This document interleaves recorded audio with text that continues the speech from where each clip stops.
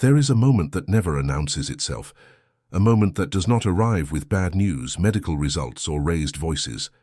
A moment that slips in quietly, almost politely, and if you are not paying attention, you will miss it entirely, because nothing appears broken. Nothing has collapsed, nothing obvious has been taken away, and yet something has shifted. Something subtle enough to be dismissed, rationalized, even laughed off at first. A small sensation that the ground beneath familiar routines feels slightly different, not unstable, just no longer entirely yours. It begins with small decisions, so small they barely register as decisions at all. Choices that once belonged to you without question, without discussion, without explanation, now accompanied by pauses, suggestions, gentle reminders, the soft framing of alternatives presented as help rather than direction, and you notice yourself hesitating in places where hesitation never lived before.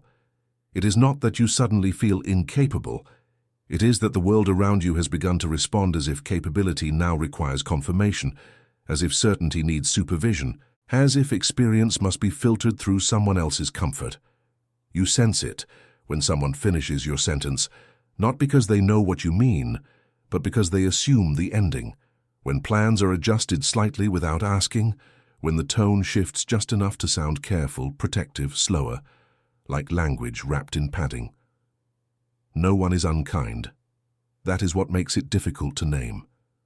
Everything arrives dressed as concern, wrapped in practicality, justified by efficiency, and yet something in you tightens, something old and quiet, a part that remembers when choice moved directly from thought to action without passing through permission.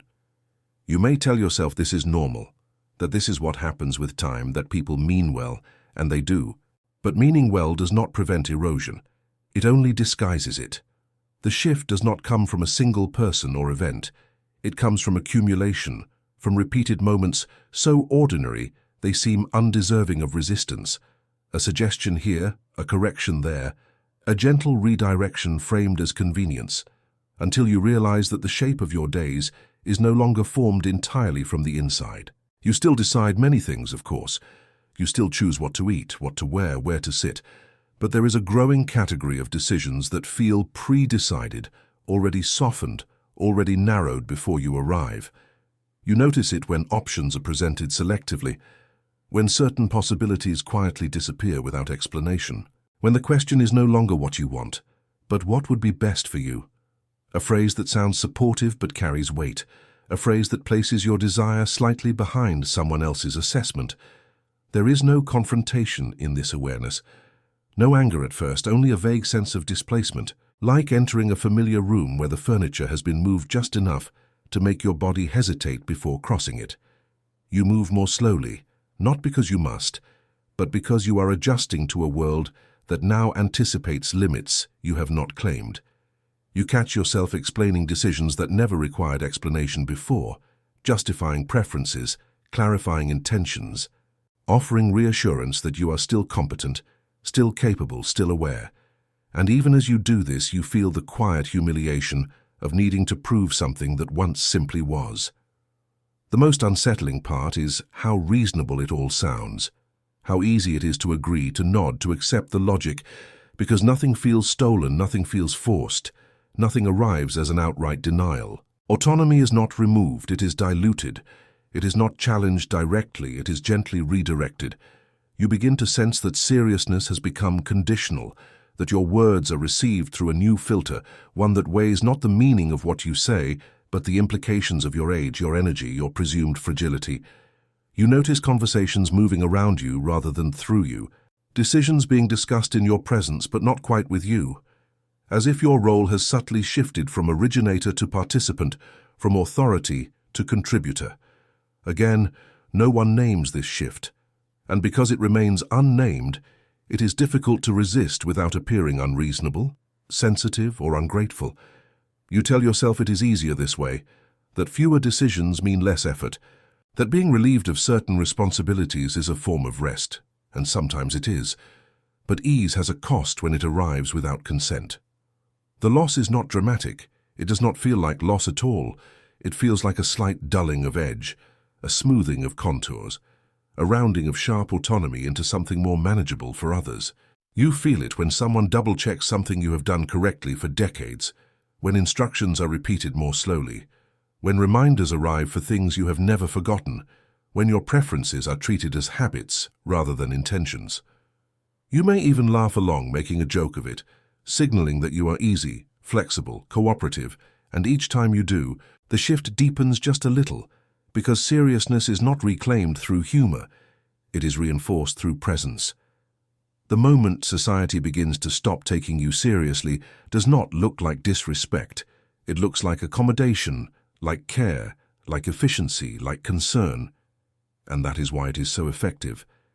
It does not ask permission to enter, it assumes welcome. You notice your internal reactions before you notice the pattern, a faint irritation you cannot quite justify, a sense of being rushed or managed, a feeling that something personal has been translated into something procedural. You may feel it when appointments are scheduled for you rather than with you, when plans are made based on what is assumed you will tolerate, when your tolerance becomes the measure instead of your desire. The awareness grows slowly, not as outrage, but as recognition, a dawning understanding that something essential has begun to drift outward, that the center of gravity has shifted away from your inner authority toward external coordination. You are still present, still involved, still consulted at times, but the texture of engagement has changed, and once you feel it, you cannot unfeel it.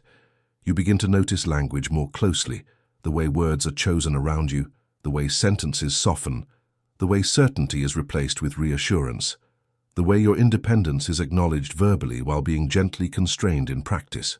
You hear phrases like, "just to be safe," "let's make this easier," "we can handle that for you," and none of them sound like commands, yet all of them move choice slightly away from your hands. The world does not push you aside, it steps in front of you with a smile. This awareness is uncomfortable not because it is dramatic, but because it is quiet, because it reveals that autonomy is not something taken by force, but something surrendered through small allowances, through fatigue, through the desire to avoid friction, through the belief that it is not worth pushing back over things that seem minor.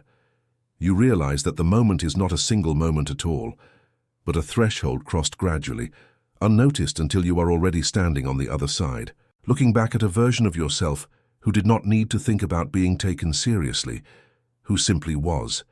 And in this realization, there is no call to action yet, no resistance, no strategy, only the sober recognition that something has shifted, that seriousness once assumed is now something to be maintained, protected, held internally, even as the external world begins to redistribute it. The awareness does not demand response. It only asks that you see it clearly, without drama, without denial, without comfort, because seeing it is the first thing that remains entirely yours.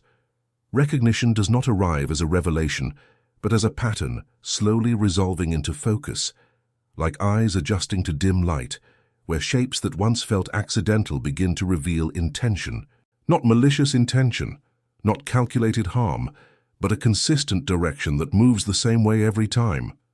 You begin to see how the offers of help arrive predictably around the same kinds of decisions, how certain areas of your life attract supervision while others are left untouched, how concern clusters around autonomy itself rather than safety, how the things people step in to manage are often the same things that define agency rather than ability. You notice how assistance is rarely offered for tasks that are tedious or unpleasant, but frequently for choices that involve judgment, risk, preference, or consequence. No one rushes to take away your chores, but many are eager to take away your decisions. The pattern becomes clearer in the way conversations unfold, in how questions are framed, not to understand your thinking, but to guide it, how options are presented already ranked, already filtered, already narrowed to what someone else considers reasonable. You hear the phrase, "it would be better if," followed by explanations that sound sensible, responsible, even loving, and you realize that better has quietly replaced yours. The recognition sharpens when you see how often help arrives before you ask for it, how intervention precedes difficulty, how solutions are offered for problems you have not experienced. It is subtle, but it repeats, and repetition creates structure. You begin to notice that when you resist, even gently, The response shifts from collaboration to reassurance, from discussion to calming, as if disagreement itself signals vulnerability. You are no longer debated, you are soothed. The tone changes first, then the content follows. People speak more slowly, explain more thoroughly, smile more carefully, and the message underneath remains the same. Your resistance is understandable but unnecessary, because this is being handled. You start to see how easily concern slides into control when control is disguised as relief.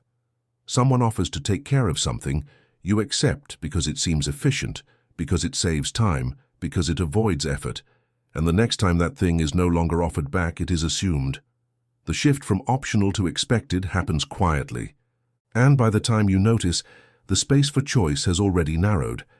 Recognition deepens when you realize how language plays its role, how words like worry, stress, and burden are used to frame your autonomy as a problem to be solved rather than a right to be respected. You hear how people justify decisions by referencing your comfort, your energy, your peace of mind, and you understand that peace has become a proxy for compliance. It is not that your needs are ignored.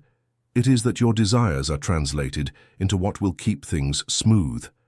You begin to recognize how often your life is being optimized around the preferences of others, not out of selfishness but out of efficiency, because managing someone who decides for themselves takes time, negotiation, and uncertainty, while managing someone who accepts guidance is easier for everyone involved.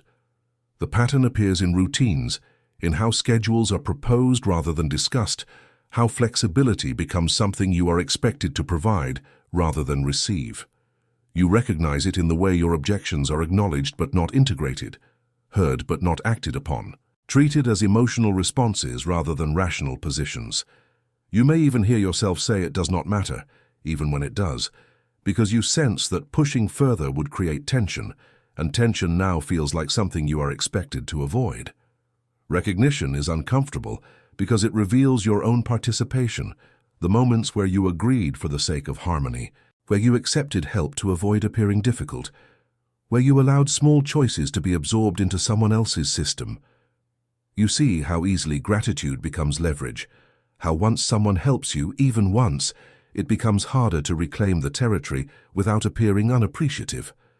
The pattern extends beyond individuals to institutions, to systems designed to streamline, protect, and manage, systems that function best when individuals fit neatly into categories. You recognize how age itself becomes a category that invites assumption, how policies, procedures, and protocols are designed around averages rather than individuals, and how once you cross a certain threshold, your uniqueness becomes secondary to your classification. The recognition is not bitter, but it is sobering because it shows that what you are experiencing is not personal, it is structural. It is how societies reduce complexity by shifting authority away from individuals deemed more fragile, more variable, more risky. You see how easily good intentions align with systemic convenience, how family dynamics mirror institutional logic, how everyone involved believes they are acting responsibly. You recognize how often the phrase "we just want what is best" is used to bypass the more difficult question of what you want, because wanting requires negotiation, compromise, and the possibility of disagreement.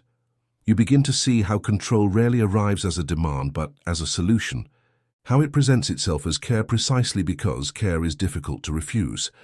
Recognition settles deeper when you notice how your own language has adapted, how you preemptively soften requests, how you frame preferences as suggestions, how you ask permission to maintain habits that once defined your independence.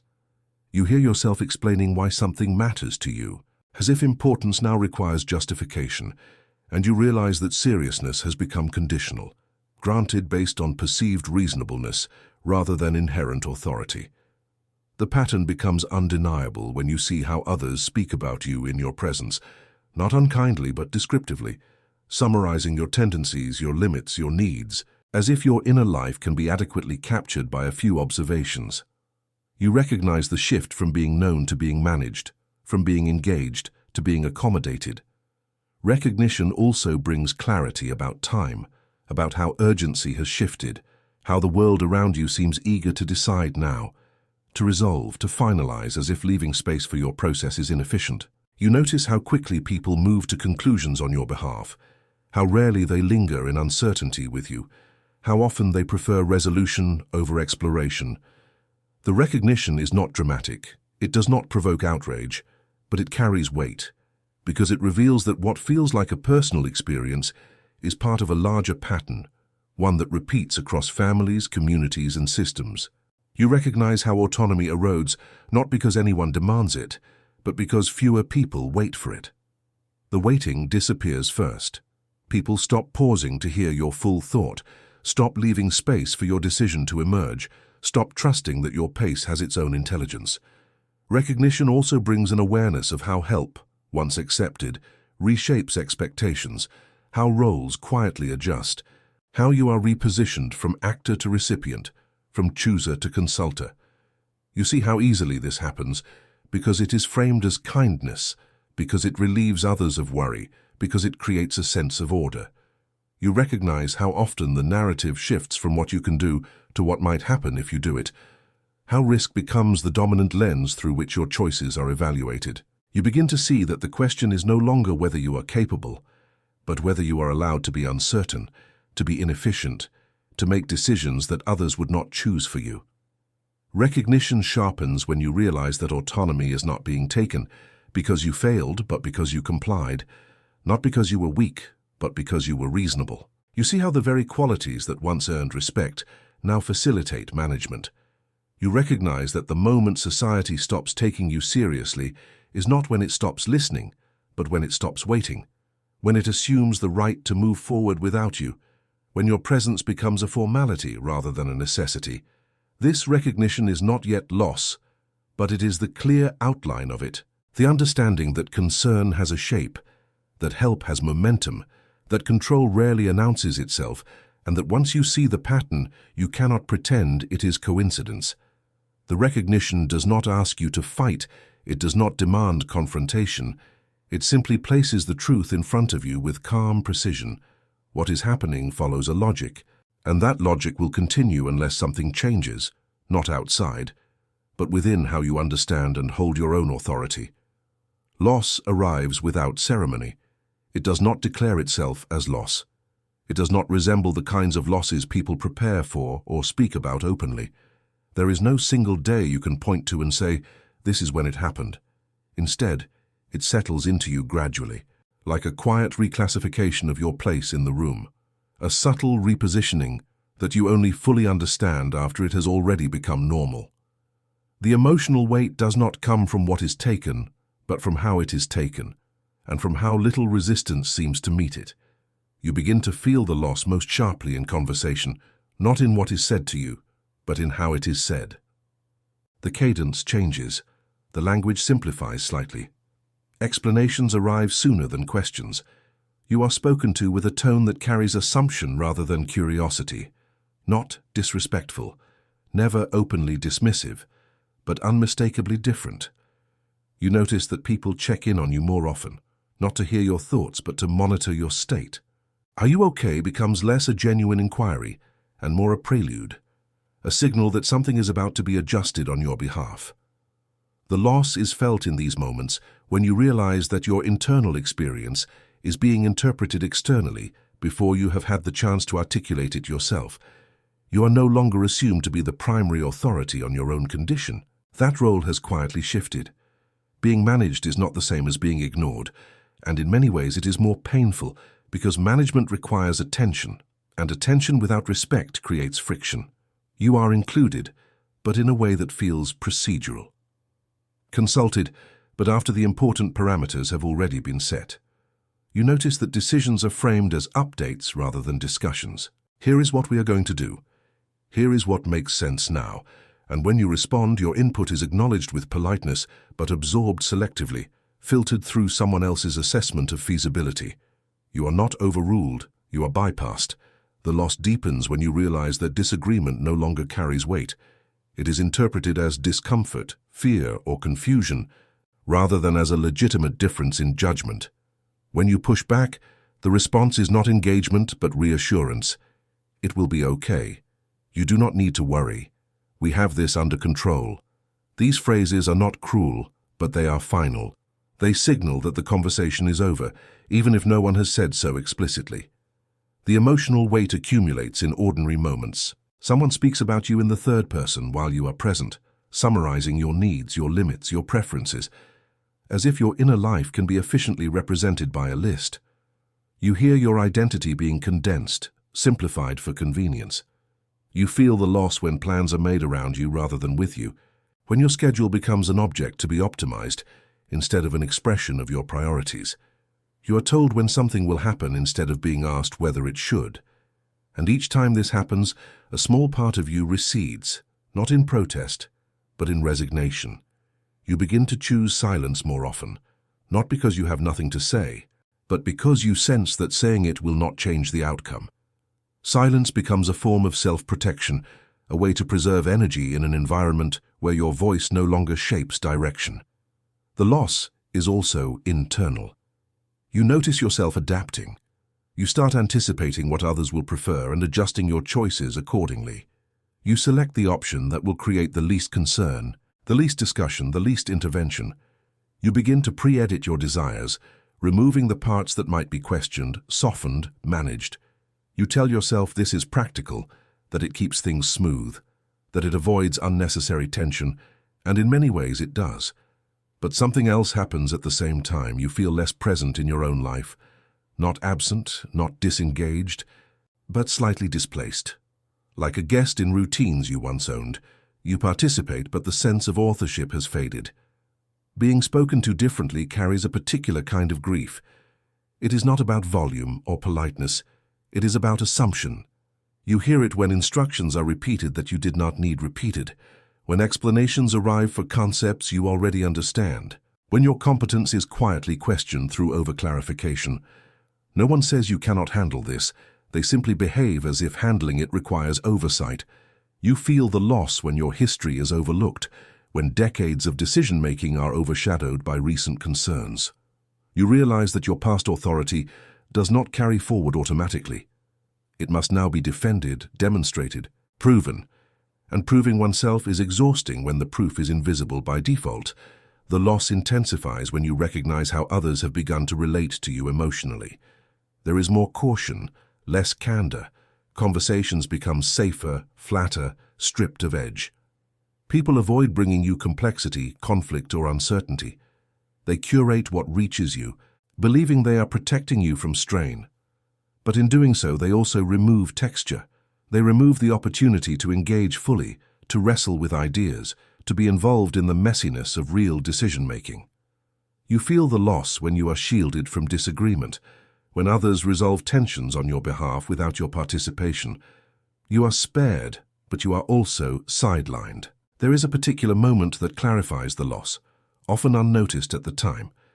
It is when someone stops asking for your opinion in situations where your experience would have mattered. Not because they doubt your intelligence, but because involving you feels like extra work. You are no longer the default source of judgment. You are an optional voice. This is when being consulted becomes symbolic rather than functional. You are asked what you think after the direction has already been chosen, when your agreement is expected rather than your influence. The loss is not in the asking, it is in the timing. You also feel the loss in how responsibility is redistributed. Tasks that once carried consequence are reassigned, not because you failed, but because others assume the burden for you. At first, this feels like relief, fewer things to manage, less pressure. But over time, you notice that responsibility is closely tied to relevance. When responsibility diminishes, so does the need to take you seriously. You are relieved of weight and with it relieved of authority. The world begins to treat you as someone to be cared for, rather than someone to be relied upon. And while care is not inherently diminishing, being reduced to care alone is. The emotional weight deepens when you realize how difficult it is to name this loss without sounding ungrateful. Any attempt to articulate discomfort is met with reminders of how much others are doing for you. How lucky you are to have support. How many people would want this kind of attention. You learn quickly that expressing loss threatens the narrative of care. So you keep it to yourself. You internalize the grief. You tell yourself that this is the natural order of things, that roles change, that this is the price of time. And yet, something in you resists that explanation, because the loss you feel is not about physical decline or capacity. It is about position, about being repositioned without consent. Being managed instead of consulted creates a quiet erosion of dignity, not the dramatic kind, not humiliation, but a steady reduction in how seriously your inner world is regarded. You feel it when your preferences are treated as habits to be accommodated rather than choices to be respected. You feel it when your objections are framed as emotions to be soothed rather than arguments to be considered. Over time, you begin to question yourself. You wonder whether you are being unreasonable, whether your insistence on choice is outdated, whether autonomy itself is becoming impractical. This self-doubt is part of the loss. It is how external management becomes internalized. There is also loss in how time is perceived around you. Others begin to rush decisions on your behalf, as if time is scarce, as if waiting for you to decide is a risk. Urgency enters conversations where it did not belong before. We should do this now. Let's not wait too long. The implication is never stated outright, but it is felt. Your time is treated as fragile, your future as uncertain. This reinforces the sense that your autonomy must be streamlined while it still can be. You are moved along gently but persistently toward outcomes chosen for efficiency rather than meaning. The deepest loss is not external at all. It is the gradual shrinking of your internal stance. You notice that you stop asserting not because you cannot, but because you no longer expect assertion to matter. You withdraw preemptively. You choose compliance over explanation. You accept arrangements you would once have questioned, not because you agree, but because disagreement feels futile. This is where loss settles most heavily. In the quiet moments when you realize that your silence has become habitual, that your inner authority has gone underground. You still have opinions, you still have preferences, but they no longer shape reality in the same way. Loss, in this sense, is not about what others do. It is about what you stop doing in response. It is about the gradual surrender of initiative, the retreat from authorship. You may still be active, still involved, still capable, but something essential has been redefined. You are now someone things happen around, rather than someone who sets them in motion. And this recognition carries grief, not loud or dramatic, but steady and unresolved. A grief for the self that moved through the world, without needing to defend its right to decide. This loss does not ask for sympathy. It does not demand correction. It simply exists, layered into daily life, into tone, into timing, into expectation. It is the loss of being taken seriously as a matter of course.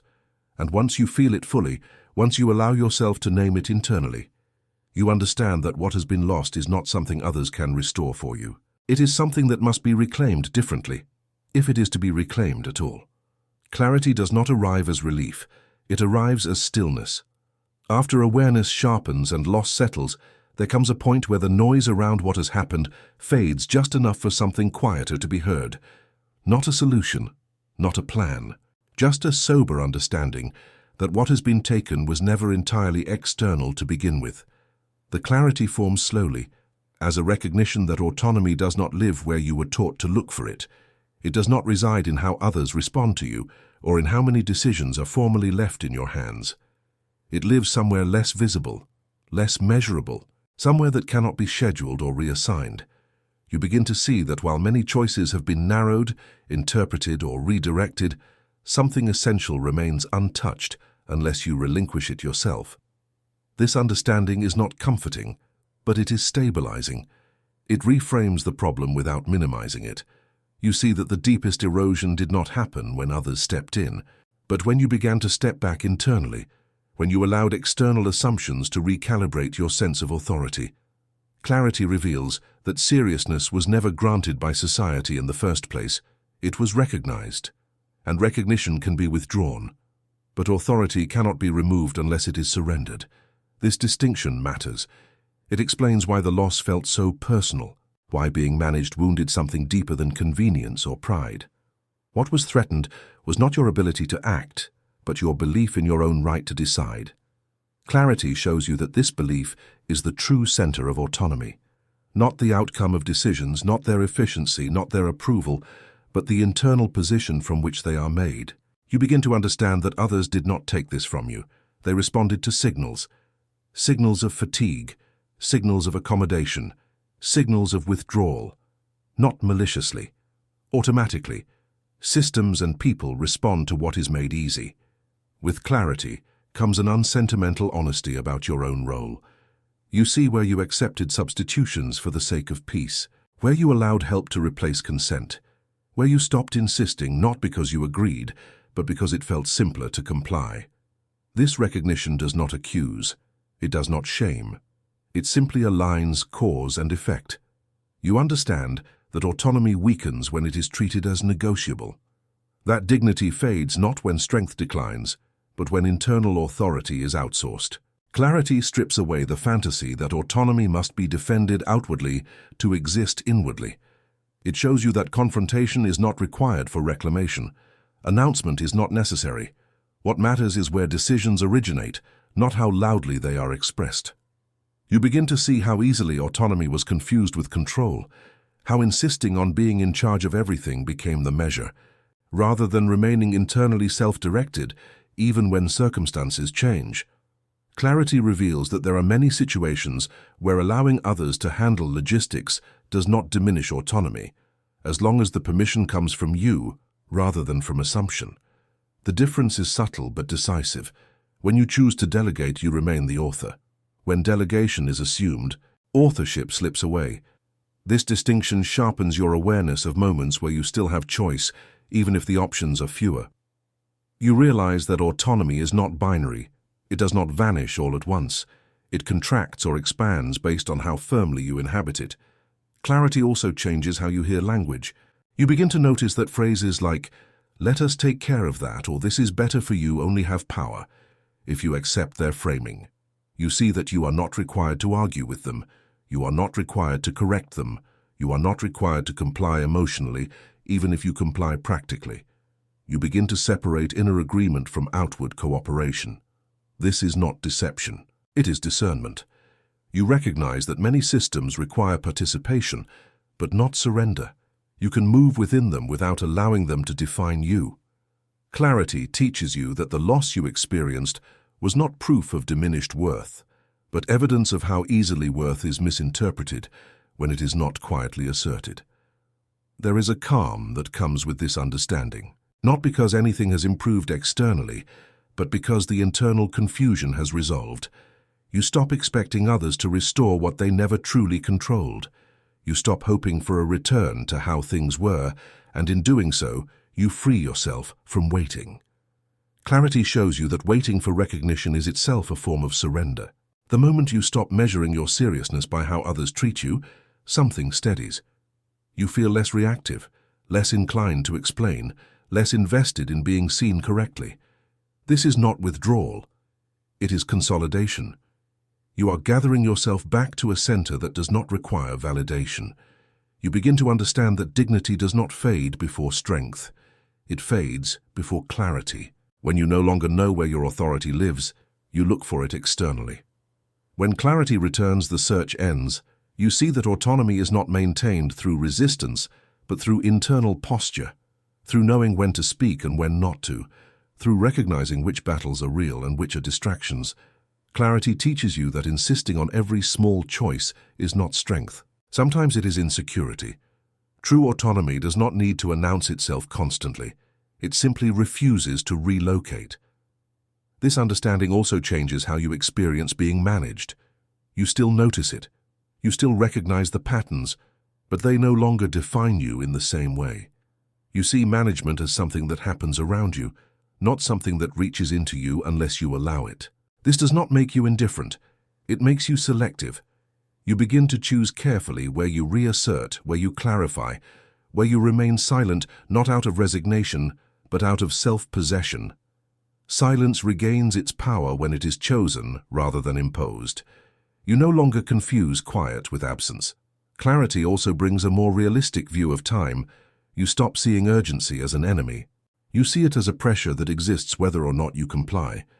You understand that others may rush for their own reasons, their own discomfort with uncertainty, their own need for resolution.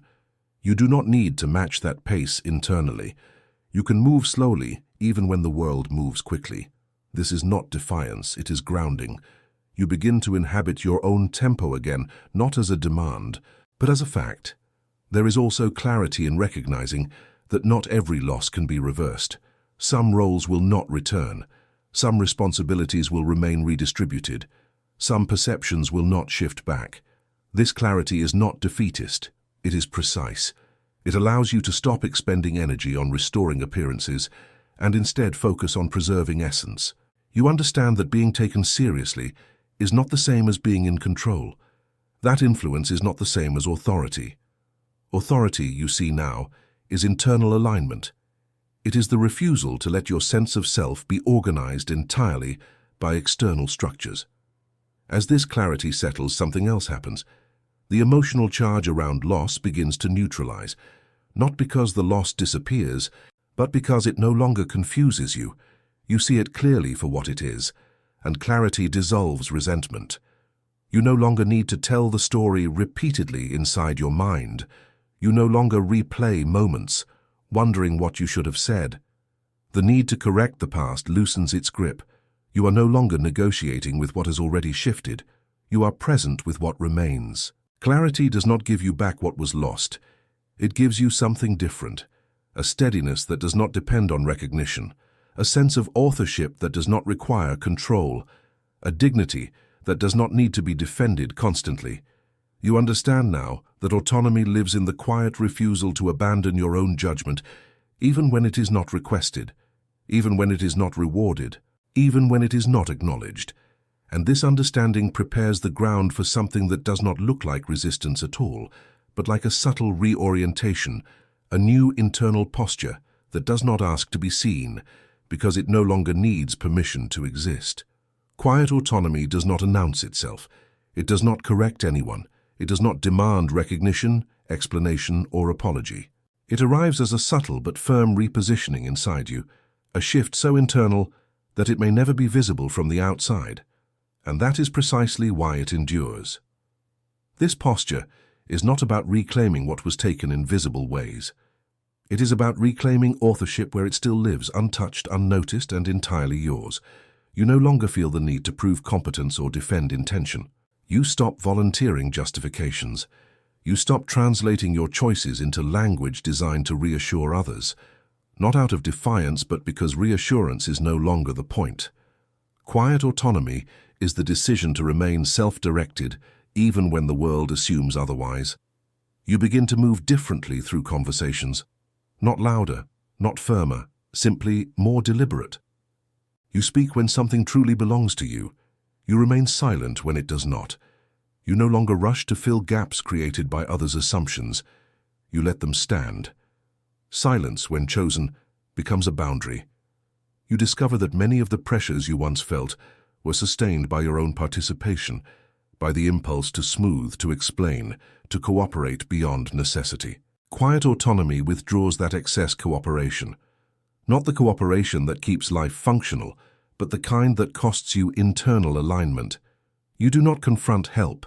You redefine consent internally. When help is offered, you decide whether it is accepted as delegation or resisted as intrusion. The same action can serve either purpose depending on where it originates. You learn to accept assistance without surrendering authorship. You learn to let others handle tasks without allowing them to rewrite your role. This distinction is invisible, but it changes everything. You are no longer reacting to being managed. You are deciding what you permit to matter. There is a noticeable shift in how you experience being spoken to differently. The tone still changes. The language still softens. The assumptions still appear, but they no longer reach you in the same way. You hear them without internalizing them. You understand that others are responding to their own narratives about age, risk, and control. Those narratives no longer require your correction. Quiet autonomy does not seek to educate the world. It simply refuses to be defined by it. You stop measuring yourself against how seriously you are taken. You stop scanning interactions for signs of dismissal or condescension, not because those signs disappear, but because they lose relevance. Your seriousness no longer depends on recognition. It depends on internal coherence, on knowing that when you decide, the decision originates from you, even if the execution involves others. This internal coherence creates a calm that is unmistakable to you, even if no one else notices it. You feel less reactive, less brittle, less tempted to reclaim ground that no longer matters. Quiet autonomy also changes how you relate to loss. You no longer try to reverse it. You do not grieve it endlessly. You accept that some positions have shifted permanently. But you also recognize that acceptance does not equal surrender. You stop trying to return to an earlier version of authority and instead inhabit a different one. An authority that does not rely on control, visibility, or acknowledgement. An authority that exists regardless of circumstance. You begin to notice how often autonomy can be preserved through restraint rather than assertion, by not explaining, by not correcting every assumption, by not volunteering your inner life for evaluation. You learn to keep certain things unshared, not out of secrecy, but out of self-respect. Quiet autonomy protects interior space. It recognizes that not everything must be processed externally to be real. This protection restores a sense of dignity that cannot be managed or optimized by others. Your routines begin to feel different, even if they look the same. You move through them with a renewed sense of ownership. You decide what matters and what does not. You stop complying emotionally with arrangements that no longer serve you, even if you comply practically. This distinction allows you to remain engaged without being absorbed. You participate without disappearing. You cooperate without conceding your center. There is also a new relationship with time. You stop rushing internally to match the urgency imposed around you. You move at your own pace, quietly, without apology. You let decisions take the time they require, even if others would prefer resolution. You understand that urgency often belongs to those who are uncomfortable waiting. You do not adopt it as your own. This internal pacing restores a sense of agency that does not depend on outcome. Quiet autonomy does not isolate you. It does not withdraw you from connection. It changes the terms of connection. You engage more selectively. You listen more carefully. You speak with intention rather than obligation. You stop offering yourself as a problem to be solved. You stop inviting others to manage what you have already claimed internally. This shift is subtle, but it alters how interactions feel. You are less available for repositioning, less open to being quietly rearranged. You may notice that some people respond to this shift without knowing why. They pause more, they explain less, they assume less. Not because you demanded it, but because internal authority is often sensed even when it is not named. And when it is not sensed, when nothing changes externally, the autonomy remains intact nonetheless. Quiet autonomy does not depend on response. There is a deepening sense of self-respect that accompanies this posture. Not pride, not stubbornness, a grounded respect that comes from knowing you have not abandoned yourself, that you have not traded clarity for comfort or peace for permission. You understand now that dignity is not preserved by fighting every encroachment, but by refusing to internalize them, by maintaining authorship where it matters most. You no longer frame autonomy as something to be defended against others. You see it as something to be inhabited regardless of others. This reframing removes the need for constant vigilance. You are not guarding a boundary, you are standing in a position. And positions, once assumed, do not require explanation. Quiet autonomy is not visible. It will not be praised. It will not be acknowledged.